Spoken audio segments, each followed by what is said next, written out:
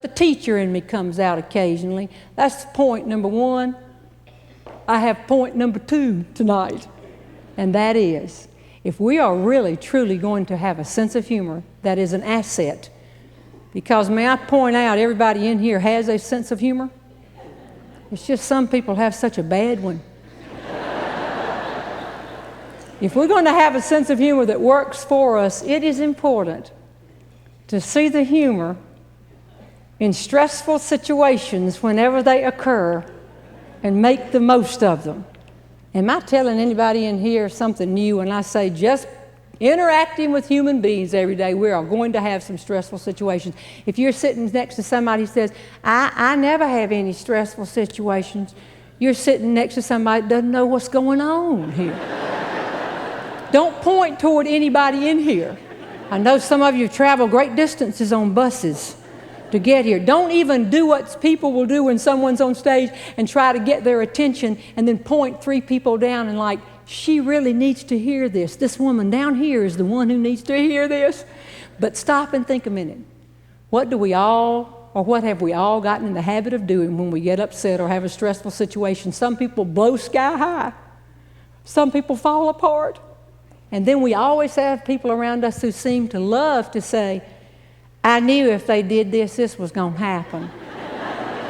The most important thing is see the humor in it and keep going, and you will influence not only yourself to do that, but the people around you. When you leave here, I want you to write down a word. I want you to put it on an index card. Some of you may need to put it on 10, 12 index cards. Your friends will tell you how many you need. And the next time something stressful happens and you say to yourself, I don't believe I'm going to be able to see the humor in this, I want you to pull out that card and look at that one word, and it will remind you of the only story I will tell you to illustrate this point. Because if this 18-year-old young woman could see the humor in what I saw happen to her, then we as adults can see the humor in anything. Do you remember when you were going to be in something like a high school play, and it was your turn to say the line, and the line was gone, and your mother and father fell out into the aisle? They knew all of the lines. My mother used to come wearing an identical costume just in case. She didn't know when she was going to get her big break. And right before you passed out, the prompter, standing back here on a little stepladder and holding the book, would whisper the cue to you when she wanted to. This is going to be the Renfro Valley cue to see the humor in any stressful situations, and the word is Baton. What did you think it was? Set your goals? Baton. I was to MC a small-town beauty pageant in eastern North Carolina in 1973. For the women here, I would love to say this was a scholastic opportunity for career-minded young women. No, it was a small-town beauty pageant. The night of the rehearsal, I said to one of the contestants, what do you do for your talent? And she said, I twirl the baton. And I thought, oh no, not another baton twirler.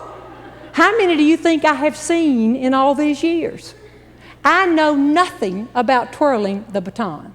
I spent every spare minute I had growing up shooting hook shots. I begged to shoot hook shots for my talent in the Miss America pageant. My daddy said, you let us bring a goal up there in our truck. You put it on stage and let my daughter come out and shoot hook shots for 3 minutes. She can hook right-handed, she can hook left, and if she hits them, you better name her Miss America. And they told us shooting hook shots wasn't talent. We did not know this. But now I have been a judge up there and I understand these things. They were afraid I would win. The headline would have read, Hooker wins, Miss America. Couldn't have. Do any of you twirl? Sir, you twirl? Have you ever? You're just giving it up? I want to take something back. A minute ago I said, I don't know anything about twirling the baton. That is not true. I know two things. Number one, it does not fall into your hand and start pulling your arms and legs through the air. It has to work somehow in and out of your fingers. And number two, twirling the baton is like everything else in this world. Developing a sense of humor, working with people, traveling with friends. Sometimes it takes years of practice to get it just like you want it. Years. Unfortunately for this contestant, she had only had 2 weeks. She decided to be in the pageant, and they said, don't forget you have to have that 3 minutes worth of talent. She said, in the 2nd grade, my sister had a baton. I'm going to find that thing, and I'm going to twirl it. The music she selected was the hit of the day, The Hustle. Remember it? Dun, dun, dun, dun, dun, dun, dun, dun, dun. And the night of that rehearsal, she got out in the center of the stage, and she did not twirl the baton at all. She held it smack dab in the middle, and she went back and forth, as fast as she could move her little arm, trying to make it look like, from a distance, in a dark auditorium, that she was up there twirling the baton. I stepped backstage to the JCs. Any of y'all ever been in the small town JCs? I said, excuse me, but I need to talk to somebody. She's not twirling the baton. He said, I know that, but isn't she purty? I said, I don't think you understand the world as it is today, or pageants in general, if you think being purty is the deal here. She's going to embarrass herself in front of her hometown. And I will never forget it. He said, you the one, Jeanne, who doesn't understand the world as it is in this town. You just breezed in here as some sort of an out-of-town expert. We've been working with her for 2 weeks. Don't come in here and mess her up. And then he said something about her that I want people to say about me after every speech. And if our friends are saying it about us, we have it made. His comment was, after working with her for 2 weeks, everybody back here wants her to win. She's just so pleasant. We think we'll enjoy working with her for 1 year. What a compliment. He didn't say she's going to be Miss North Carolina. He said we're going to enjoy working with her for 1 year. Ladies and gentlemen, she had one little bitty hope of gaining any points in the talent competition, and it was this. 1 minute and 15 seconds into her 3-minute routine, she reared back, and she got ready to toss that baton up into the air once. She had no control over where it went. People who had been at rehearsal every night knew, duck when she gets ready to throw that baton. They came in old football helmets, and the mothers would put their hands down on the children's head and mash them down in the seat. And wherever the thing went, she went after it. And if she caught it and happened to be facing this way, that is the way she stayed until the music ended. You were not there. Jeanne Robertson was there. You don't make stuff like this up. But you let me describe it, and you tell me if you haven't been there. It was hot. It had been 100 degrees that day outside. We were in one of those old wooden elementary school auditoriums. No air conditioning. Sticks were holding open all of the windows, which I found fascinating because all of the windows were broken out.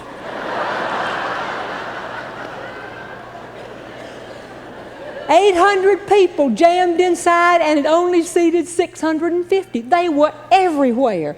Woman in the front row had one of those curved popsicle stick cardboard funeral home fans with a picture of heaven on the back side, beating her chest.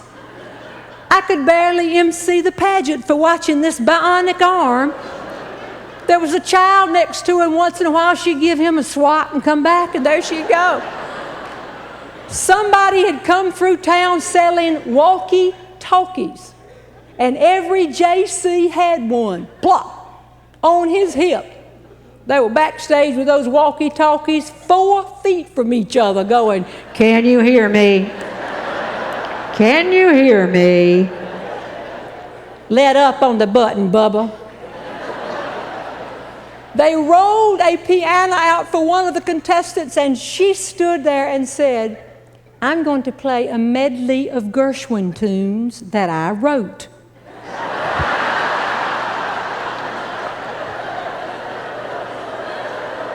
Have you been there? We've all been there. This is small town America. I normally, when I used to MC pageants, would stand on the side of the stage at a lectern, introduce a contestant, get off the stage. I wouldn't have left the stage that night for anything. I had to see with my own eyes if she could fool a person. The music started. Dun, dun, dun, dun, dun, dun, dun, dun, dun, back and forth, back and forth, back and forth, back and forth. 800 people sat in total disbelief. It was like there was an 800-person jaw drop. But did they burst out laughing? No. You see, they did not know what they were supposed to do. It was like 800 people sat there and said, "Give us a clue. We're going to help you, but we don't know what you want us to do. Is this comedy? Tell us right now, is this comedy?" And I maintain that every time people are working or traveling or living together and there is a stressful situation, many times people will stand around and wait on the cue.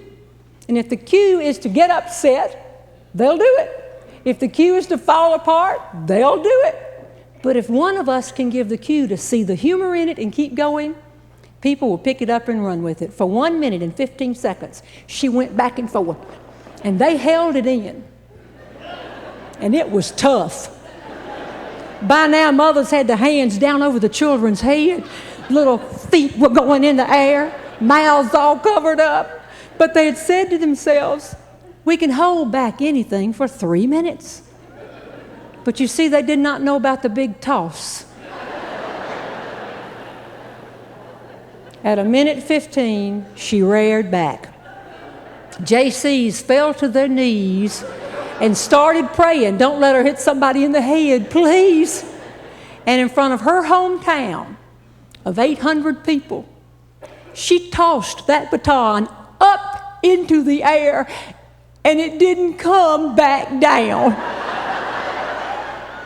It just did not come back down. Now, the music didn't know it hadn't come back down. The music never missed a beat. And can't you see her? Sure you can. Young woman looking all around. She looked over at me. I said, "I don't have it." She looked out, and it was like 800 people shrugged and said, "We don't either." The baton was caught in the curtains. It was not coming down. If that had been me, I would have either fainted or I would have pretended to faint. 18 people would have had to just drag my body right off the stage. But she had what I've been talking about tonight and what every one of us knows will work. She had the ability to see the humor in it. And incidentally, right at that second, she had the same choices we all have in stressful situations. She could have angrily stomped off the stage and right before she disappeared behind the curtain, looked at the audience and said, "Those JCs." Half the people there would have looked at each other and said, "Those JCs." They had not done a thing. They didn't have a man hiding in the curtains that reached out there and plucked it off when it went by. She was only 18. So she could have burst out crying and run off the stage, and we would have said, "What a shame, what a shame." But we would have all been thinking, why couldn't she do anything but fall apart? But she decided to see the humor in it. And when she did, I stood on the side of that stage in 1973 and watched her influence all those people to the humorous side. I told y'all that she came from a tiny town. This is the kind of town where when she was 80 years old, she could go in the grocery store and they'd say, "Do you remember that night she was twirling that baton?" They never forget. And pageants take a lot of criticism. Some of it is justified and much of it is not. But if you're 18 years old and you're twirling a baton in front of your hometown and you do not have a baton, put yourself in her position. She looked up and she saw the thing was caught in the curtains and it was not going to drop. She jumped like that a couple of times, trying to jar the auditorium. The place shook. Dirt came down, sticks fell out of the windows. But the baton was not coming down. She listened and knew she had about a minute left on that music. And ladies and gentlemen, she did what each of us can do. She decided to see the humor in it, and she gave everybody there her best pageant smile. And she started pantomiming a baton routine, the likes of which you have never seen in your life. She tossed that thing up. She caught it behind her neck. People went berserk. She tossed it up and started watching it take loops. And I looked out and 800 people were looping that thing. And right before it hit the stage floor, she pretended to catch it under her leg. By now, mothers were throwing their babies up into the air. But did she let well enough alone? Never when you're on a roll. She danced to the side of the stage and pretended to catch a second baton. And when the music ended, she was standing in the center of the stage pretending to twirl 2 batons as fast as she could. Man in the back row said to his wife, "She's twirling them so fast I can't even see the batons."